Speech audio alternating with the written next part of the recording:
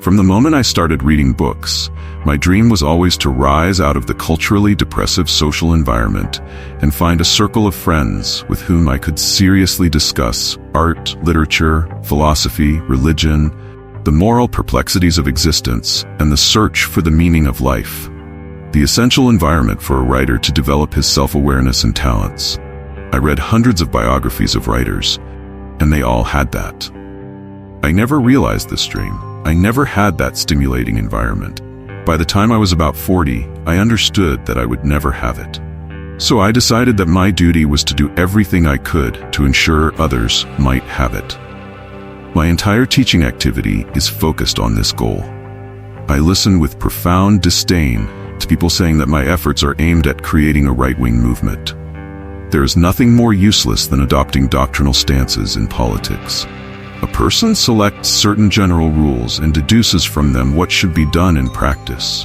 For example, someone believes in individual freedom and thus concludes that the consumption of cocaine and crack should not be prohibited. Or they believe in social justice and therefore think the government should control all prices and wages. What characterizes this type of thinking is the arbitrariness of the premises, chosen purely based on personal preference, and the mechanical automatism of the reasoning that leads to the conclusions. In Brazil, practically all the differences between the right and the left are defined in this manner.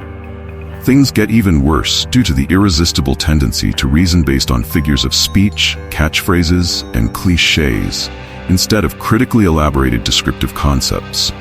This turns the national political debate into a duel between verbal fetishes charged with almost psychotic emotional weight.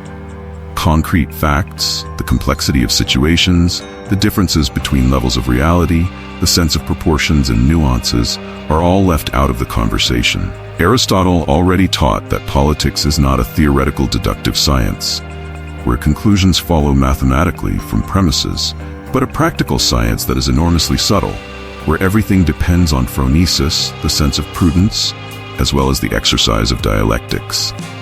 But dialectics is the art of simultaneously following two or more lines of reasoning, and the inability to do so is among the 28 intellectual deficiencies identified by Israeli pedagogue Reuven Feuerstein, certainly the most widespread among students, teachers, journalists, and opinion makers in Brazil.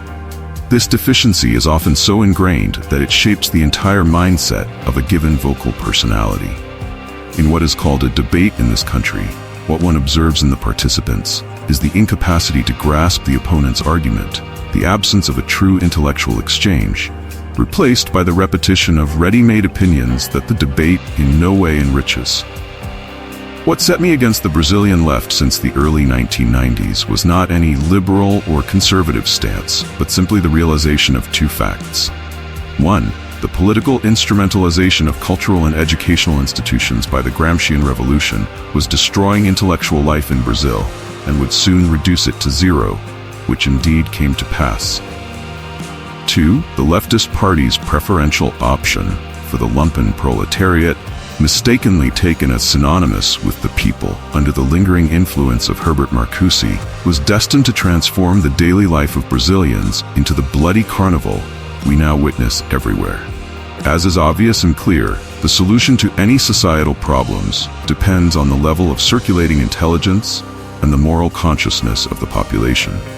Therefore, to denounce the malignant activity of the national left, which was destroying both of these things, it wasn't necessary for me to define my stance on those innumerable specific points of socio-economic policy, which the doctrinaires of all parties delight in, and which, in many cases, I considered beyond my capacity for analysis. In my articles, classes, and lectures, as any unbiased observer can attest, it has never been about advocating for any specific policy. It has always been about fighting to ensure that the most general and essential intellectual and moral conditions for any healthy political debate were not lost to the point of vanishing entirely from the horizon of the nominally intellectual class. When these conditions are restored, I will have no difficulty turning to the topics of my personal preference and letting the political debate proceed without my gracious intervention.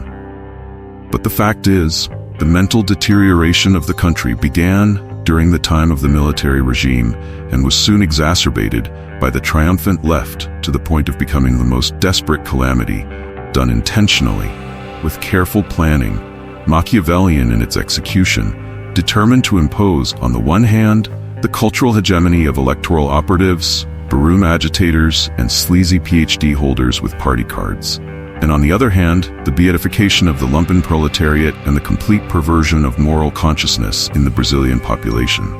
To this day, no left-wing party has shown the slightest sign of regret. On the contrary, each one excels in self-glorification as if it were a constellation of heroes and saints.